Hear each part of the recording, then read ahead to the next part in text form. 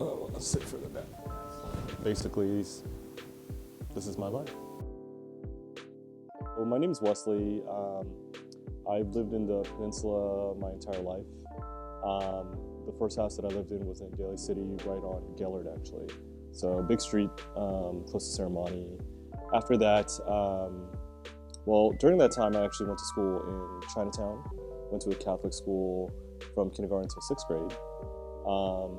After that, my parents decided to move out to Millbrae. So I ended up transferring out to a school out there, finished my high school degree there, high school diploma there. And then after that, kind of moved from San Mateo, but now a South San Francisco resident. So my entire life since I was born, I was living in the peninsula. So it's a big part of where I grew up. Yeah, that's a good question. Ever since I was a kid, my dad would be one of those nosy neighbors that goes to all the open houses in the neighborhood. So we lived in Millbrae, we lived in Daly City, and every time we drive by a house and there's an open house sign sitting out on the street, he would want to go and check it out. And most of it was just for his own knowledge, to kind of learn about property values since he did own properties there.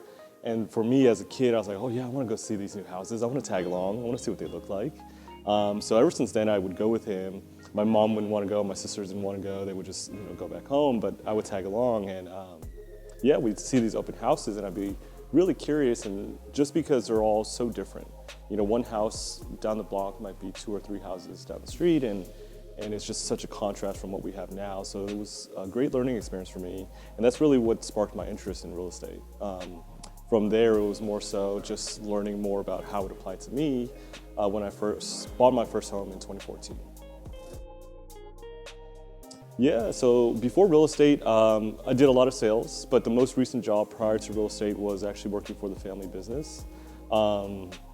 We did a food service distribution, basically meaning we purchase products wholesale and redistribute it to end users, whether it be restaurants, supermarkets, cafes, primarily Chinese ones. And what I would do for the business would be basically everything you could think of, from sales to warehouse management to even deliveries. I drove a 16-foot box truck. But yeah, I kind of did whatever I can to help the business continue to thrive.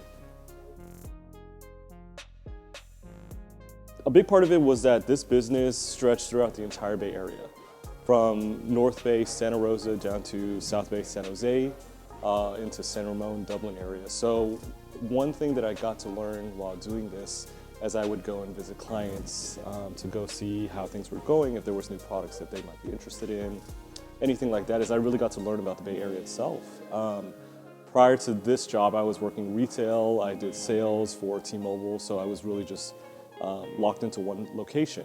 But this job really allowed me to expand and see what else was outside of San Francisco and Oakland and the immediate peninsula area, which is what I was most familiar with at the time. So really what I was able to gain from it was just knowledge about the areas and the cities that we live in, which really aren't that far away, but I just never got a chance to experience it.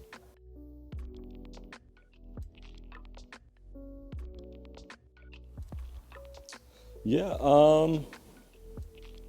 I would say one of the big things that I always picked up from my dad, who was the business owner, he always took care of his employees and made sure that his business was more so centered around customer service versus actually high sales and volume.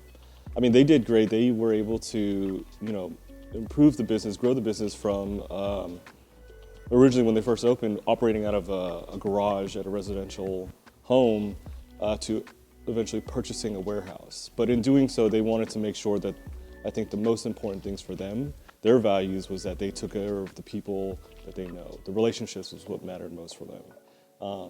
They weren't looking for, just high value clients, but more so long-lasting clients.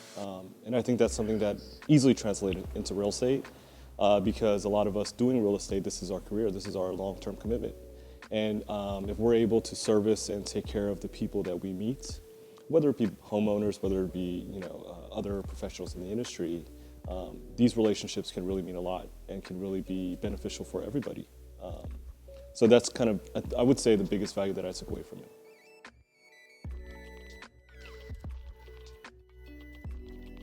Yeah. As far as real estate, there's definitely a few that I could think of. One of them is the Bravo family. I still think about them. It was a transaction. It was a purchase in Hayward, their first time purchasing a home, and first time. Then this is given that the person, the point of contact that I was working with, most directly, he was about to be a grandfather. He was working 3 jobs. His wife was working 2. They had 2 kids, and they were looking to purchase their first home. And he was probably somewhere in, he's an older gentleman. So the first time that we actually got to speak on the phone, he actually had a realtor, and the realtor was advising him, hey, this is probably not the right market for you. You shouldn't try. You're not gonna be able to find a home. And I could tell from his tone of voice that he was already really discouraged. But really what we wanted to do was inspire some confidence in him that, hey, as tough as it may be, and it's not something you should give up on. This is a big dream for him that he's had for a long time. And he started to think that it wouldn't be a reality. So we made some adjustments to his search. We put him in contact with some lenders that might be a little bit more beneficial for his scenario. And from there, it took a couple months to find something, but we ended up finding a home for him in Hayward. And I still remember the day that I called him to let him know that the offer was accepted. He was literally screaming on the phone in excitement and joy. And I think that was probably one of the best feelings in the world, just knowing that someone that's been trying to achieve this goal for so long, feeling the stress and the pressure of all it, was finally able to accomplish it.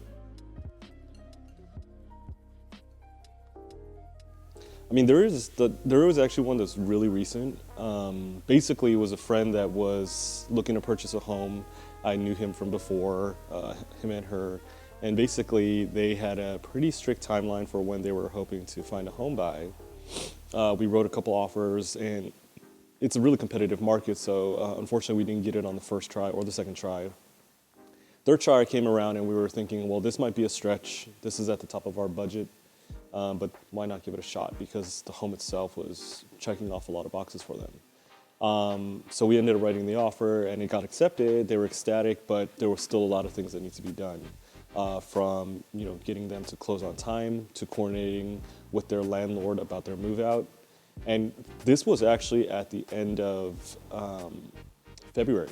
So this February 2020. So this was actually right before the shelter in place. And why it matters was our last week of escrow was the first week of shelter in place. And during that first week, it was madness.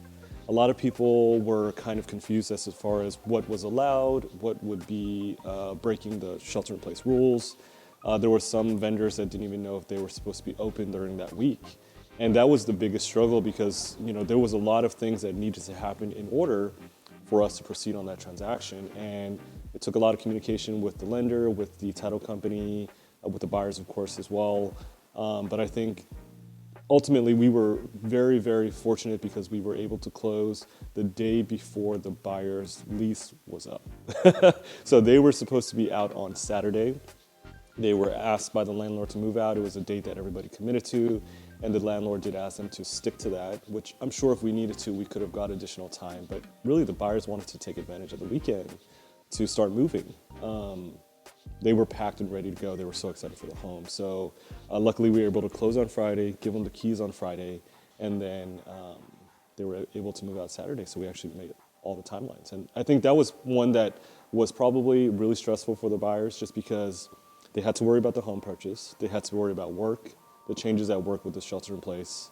And one of them works in biotech, so they were, their work picked up during that time too. So it was a stressful time, but we were able to successfully close at the time frames that we were anticipating. So.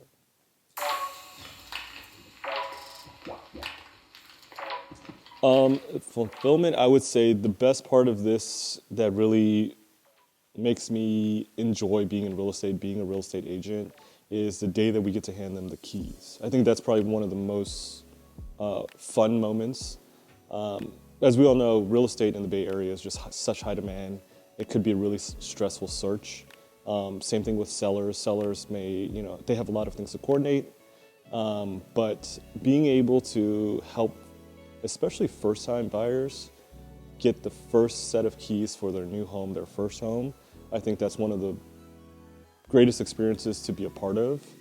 There was one instance where the same day that the clients got the keys to their home, the gentleman actually proposed to the girl that same day, or maybe a day after, something like that. So they were planning all along to have everything lined up. So by the time that they closed on the property, he would be able to propose and start essentially 2 next chapters of their life, which was huge. And I think that was probably one of the best experiences that I'm really grateful to be a part of, because it was just such a joyous time for them in their lives. Something about me is I'm a big family man, I would say. I think that's probably one of the biggest drives in my life. I have a wife, a daughter, a pup at home, a little corgi. But on top of that, I'm also very close to my mom and my sisters. You know, there was some life changes that happened in the past that really brought us all together. And it kind of forced me to take responsibility for things that I normally wouldn't at that time in my life.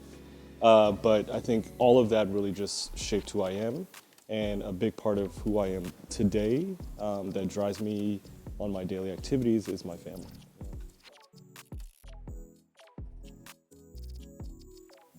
Yeah, I think a lot of people think that once they reach out to an agent, mortgage rep, that they're tied to them or there's a certain commitment or obligation due to them. But you know, if anything, we're all professionals here just trying to help answer questions, make things in this stressful home purchase easier, maybe more fun, more enjoyable. I think selling a home could be very emotional for some families because they've lived there for a long time. Or purchasing a home, you know, as a first-time buyer could be a daunting process, but it should also be, all of this should be memorable. And you know, our job is not to just push you to sell, push you to buy, push a sale, but more so to help you achieve a certain goal that you've set for yourself. And I think, if anything, just keep in mind that if there are any sort of questions that people have, don't feel like you're obligated to do anything just by asking questions. A simple answer that you're looking from us may be all you need. And if so, we'd be more than happy to help with that.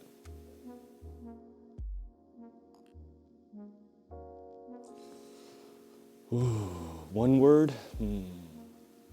They might say goofy, but I would hope that they would say trusting. I think that's going to be a big thing. I would say trusting is one word that I would hope that people would think of me when.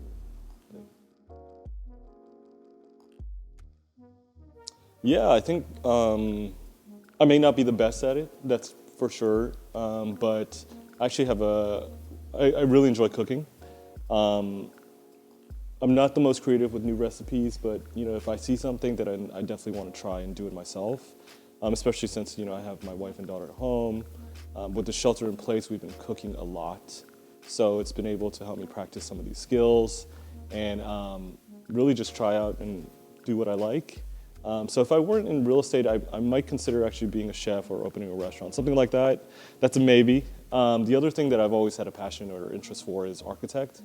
At one point when I was younger, I think right out of college, I considered being an architect, but never chose that path, just because I had other professions, but yeah.